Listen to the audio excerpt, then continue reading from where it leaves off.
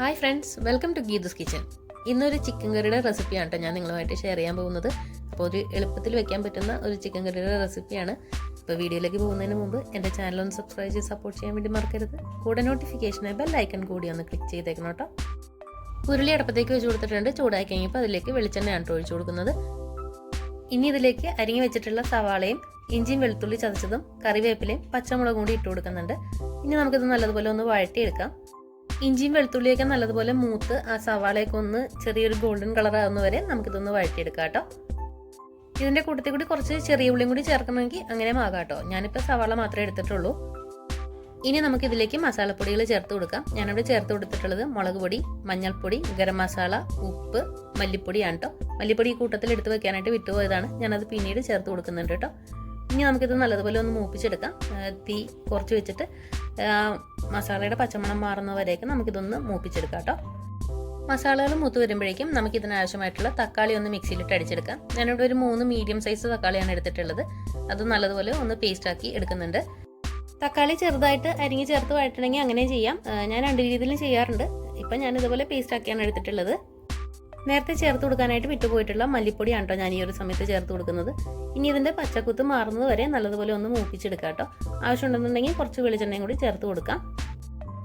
നമുക്കിവിടെ അധികം എരിവ് വേണ്ടാത്തതുകൊണ്ട് ഞാൻ കാശ്മീരി മുളക് പൊടിയാണ് കേട്ടോ കൂടുതൽ ചേർത്ത് കൊടുത്തിട്ടുള്ളത്. എരിവുള്ള മുളക് പൊടി കുറച്ച് എടുത്തിട്ടുള്ളൂ.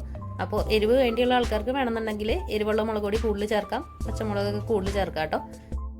മസാലയൊക്കെ നല്ലതുപോലെ മൂത്ത് വന്നിട്ടുണ്ട്. ഇനി ഞാനിവിടെ ഇതിലേക്ക് തക്കാളിയുടെ പേസ്റ്റ് ചേർത്ത് കൊടുക്കുന്നുണ്ട്.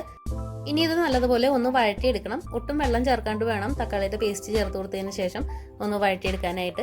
വെള്ളം ചേർത്ത് കൊടുത്തു കഴിഞ്ഞാൽ ആ ഒരു കറക്റ്റായിട്ടുള്ളൊരു ടേസ്റ്റ് കിട്ടില്ല. അപ്പോൾ ആ എണ്ണയിൽ മസാലയിൽ കിടന്നിട്ട് തക്കാളി വഴണ്ട് വരുമ്പോഴാണ് കേട്ടോ ഈ കറിക്ക് ഒരു പ്രത്യേക ടേസ്റ്റ് വരുന്നത്.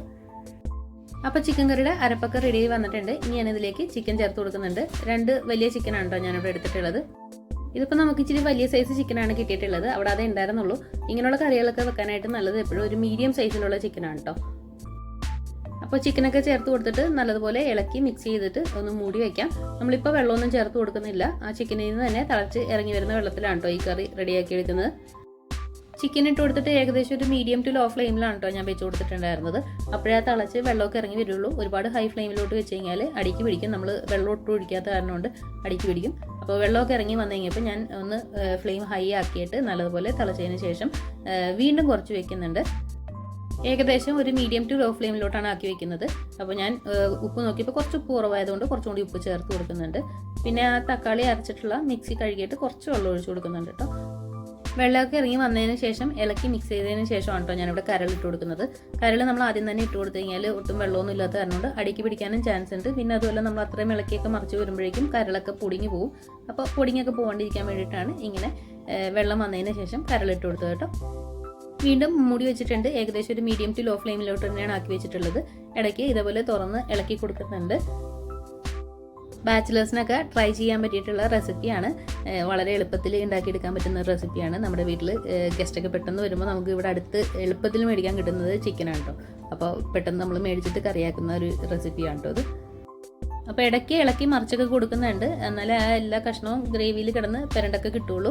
അപ്പോൾ നമ്മുടെ ചിക്കൻ കറി ഏകദേശം റെഡി ആയിട്ടുണ്ട്. ഇനി ഞാൻ അതിലേക്ക് കറിവേപ്പില ഇട്ട് കൊടുക്കുന്നുണ്ട്. ആവശ്യമുണ്ടെങ്കിൽ വേണ്ടിയുള്ള ആൾക്കാർക്ക് കുറച്ച് വെളിച്ചെണ്ണ ഒഴിച്ച് കൊടുക്കാം കേട്ടോ. ഞാനിവിടെ വെളിച്ചെണ്ണ ഒന്നും ഒഴിച്ച് കൊടുക്കുന്നില്ല, കറിവേപ്പില ഇട്ടിട്ട് കൂട്ടി വയ്ക്കുന്നുണ്ട്. ഇനി നമ്മളിത് തുറന്ന് ഇളക്കിയൊന്നും കൊടുക്കുന്നില്ല കേട്ടോ. അങ്ങനെ കൂട്ടി വെച്ചിട്ട് ഏകദേശം ഒരു 10 മിനിറ്റും കൂടി കഴിഞ്ഞപ്പോൾ തീ ഓഫ് ചെയ്ത് കൊടുക്കുന്നുണ്ട്. ഇതേപോലെ ഒന്ന് ഫ്ലെയിം ഹൈ ആക്കിയിട്ട് ചൂടെല്ലായിടത്തും എത്തുന്ന രീതിയിലോട്ട് ആക്കിയിട്ട് ഇതേപോലെ ഓഫ് ചെയ്ത് വയ്ക്കുന്നുണ്ട്. അപ്പോൾ കറി ഓഫൊക്കെ ചെയ്തിട്ട് കുറച്ച് സമയമായിട്ടുണ്ട്. ആ ചൂടൊക്കെ ഒന്നിരുന്ന് കഴിഞ്ഞപ്പോൾ ഞാൻ തുറന്ന് ഒന്ന് ഇളക്കി നല്ലതുപോലെ മിക്സ് ചെയ്തതിന് ശേഷം സെർവ് ചെയ്യുന്നുണ്ട്. ഈ കറിയിൽ മല്ലിയില ചേർത്ത് കൊടുക്കാൻ താല്പര്യമുള്ള ആൾക്കാർക്ക് വേണമെന്നുണ്ടെങ്കിൽ ചേർത്ത് കൊടുക്കാം കേട്ടോ. ഓഫ് ചെയ്യുന്നതിന് കുറച്ച് മുമ്പായിട്ട് മല്ലിയിലയും കൂടി ചേർത്ത് കൊടുത്തിട്ട് ഓഫ് ചെയ്യാം. നമുക്കിവിടെ മല്ലിയില ചേർക്കുന്നത് അത്ര ഇഷ്ടമല്ല. ഈ കറിയിലൊന്നും നമ്മളങ്ങനെ മല്ലിയില ചേർക്കാറില്ല. നമ്മൾ ബിരിയാണി ഉണ്ടാക്കുമ്പോഴൊക്കെ ചേർത്ത് കൊടുക്കാറുണ്ട്. അല്ലാണ്ടുള്ള കറികളിൽ നിന്ന് ചേർത്ത് കൊടുക്കുന്നത് ഇഷ്ടമല്ല കേട്ടോ. ഈ ഒരു ചിക്കൻ കറി നമ്മുടെ വീട്ടിൽ വെക്കാൻ നേരത്തെ നമ്മൾ ഇതിൻ്റെ കൂട്ടത്തിൽ കൂടി ഒരു കുമ്പളങ്ങ അച്ചാറും കൂടി വെക്കും കേട്ടോ. കുമ്പളങ്ങ പുളിശ്ശേരി എന്നൊക്കെ പറയുന്ന നല്ല കോമ്പിനേഷനാണ് കേട്ടോ. ഇന്നിപ്പോൾ എനിക്കത് ഉണ്ടാക്കാനായിട്ടുള്ള സമയം കിട്ടിയില്ല. അപ്പോൾ ഇതിൻ്റെ ഗ്രേവി വെച്ചിട്ട് തന്നെയൊക്കെ അഡ്ജസ്റ്റ് ചെയ്തു കേട്ടോ. അപ്പോൾ നല്ലൊരു കോമ്പിനേഷനാണ്. ട്രൈ ചെയ്ത് നോക്കാൻ താല്പര്യമുള്ള ആൾക്കാർക്ക് ചിക്കൻ കറി കുമ്പളങ്ങ പുളിശ്ശേരി കൂടി ഒന്ന് ട്രൈ ചെയ്ത് നോക്കാം. അപ്പോൾ ചിക്കൻ കറിയുടെ വീഡിയോ എല്ലാവർക്കും ഇഷ്ടപ്പെട്ടിട്ടുണ്ടാവും എന്ന് വിചാരിക്കുന്നു. വീഡിയോ ഇഷ്ടമായാൽ ലൈക്ക് ചെയ്യണം. നിങ്ങളുടെ പ്രിയപ്പെട്ടവർക്ക് ഷെയർ ചെയ്ത് കൊടുക്കാൻ വേണ്ടി മറക്കരുത്. വീണ്ടും നല്ലൊരു റെസിപ്പിയുമായി വരുന്നത് വരെ എല്ലാവർക്കും ഗുഡ് ബൈ.